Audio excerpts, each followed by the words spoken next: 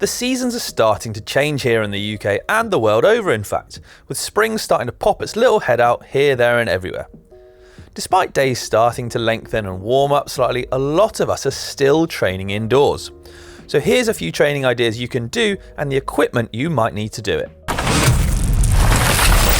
To start with, being a good rider means you need strength as well as fitness. So here's some exercises you can do in your living room with just some basic equipment like resistant bands and kettlebells. Now these are just a few suggestions and there's loads of variations out there for you to choose from, so why not give a few of these a go? There are press-ups, great for upper body strength, arms and core. Dips to work on your triceps to really get that arm strength going. Then you've got kettlebell squats or split squats to build up the muscles in your legs for all that pedaling and power you're going to be putting through. Skipping is a great way to warm up and build up that cardio as well. If you want to focus more on core, we have Russian twists. Using a weight, twisting from side to side will build up different muscles in your core and add to stability.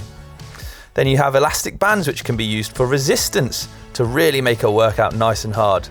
On top of that, if you're feeling a bit sore and those muscles a bit tender, well then there's also the foam roller. Or, if like me, you like a good 80s workout, get online and get jumping around.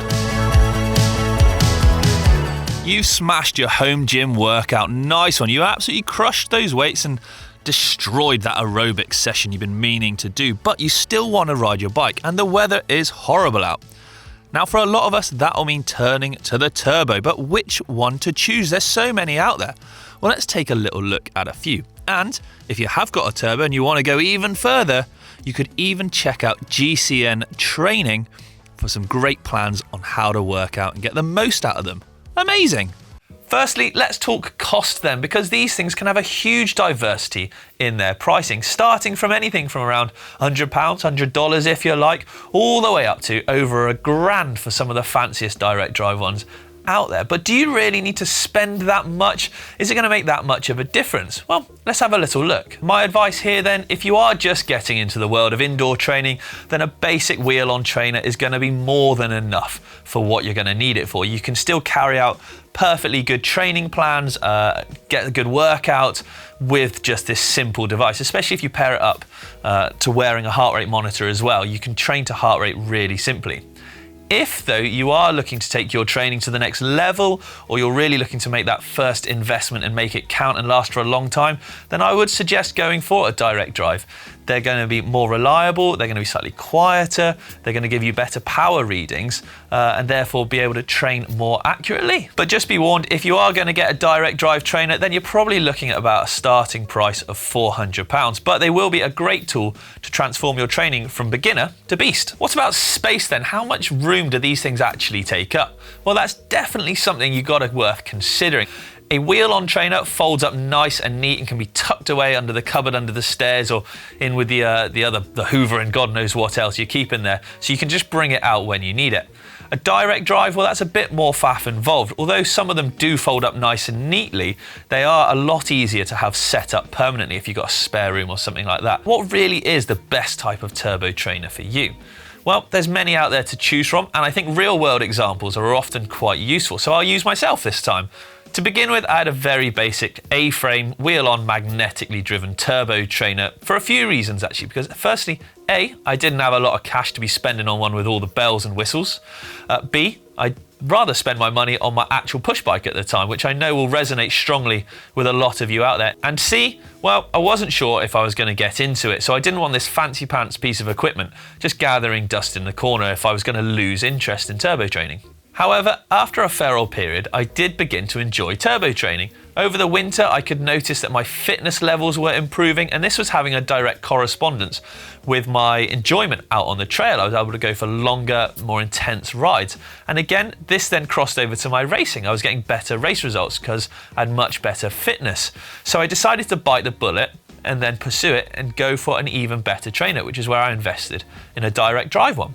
This is something that's well worth considering if you are going to take it more seriously then. Training with a direct drive trainer gave me better power numbers. If you are going to use power for your training, it was more reliable, more consistent and more accurate. On a final note, when you are choosing one, what kind of bike you're going to use on it can be a very deciding factor. A lot more of the basic ones will only accept bikes which have a quick release on the back, as they use a clamping mechanism to squeeze in and hold it on each end of the quick release. So this is definitely something worth thinking about. Most direct drive trainers now, they will have various adapters to run boost, which for a mountain bike is obviously essential these days. And a lot of sort of the slightly more advanced wheel-on trainers will have various adapters as well. If they don't come with those adapters, then it's something that you can often buy aftermarket, but it's definitely worth checking with the manufacturer what kind of bike that those trainers will take. Okay, now we need to talk about noise consideration for turbo trainers. I used to live in a fairly well-insulated flat, but when using my wheel-on turbo trainer, the neighbours below thought the blooming washing machine was often going, or some very vigorous hoovering. They could just hear a constant drone and a vibration, if you like, proving that these things aren't exactly silent. Direct drives are a lot quieter most of the time, so I feel like in that same situation, my neighbours probably wouldn't have heard anything. So this is something well worth thinking about. Is connectivity worth it? You've probably read that smart trainers are a thing or have smart capabilities, but what does that mean? Well, it basically just means their ability to connect to a tablet, a laptop or another device. Obviously this comes at a cost and isn't something that's found on any of the cheaper wheel-on trainers, unfortunately. You're gonna have to spend a little bit more cash for a direct drive or a smart, capable wheel-on trainer. But do you really need it? Well, I think if you're going to start taking your training seriously, then yes, it's something well worth considering, especially, like I said, on the direct drive trainers.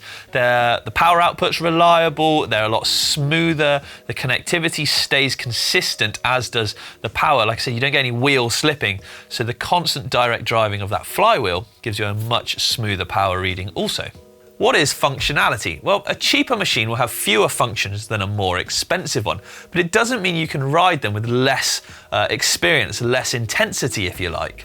Whilst all singing, all dancing machines are all very well and good, and they'll give you things like accurate power readings, sync to devices a lot simpler, and even like these Wahoo ones that we use, you can connect them to a fan so that as your intensity increases, the fan speed increases, which is a very good idea. But does it mean you can't get the same experiences out of a cheaper turbo? Well, I don't quite think so. It's just a different experience. You can get things like speed and cadence sensors and also heart rate monitors, so you can still train to numbers and still get a very thorough workout.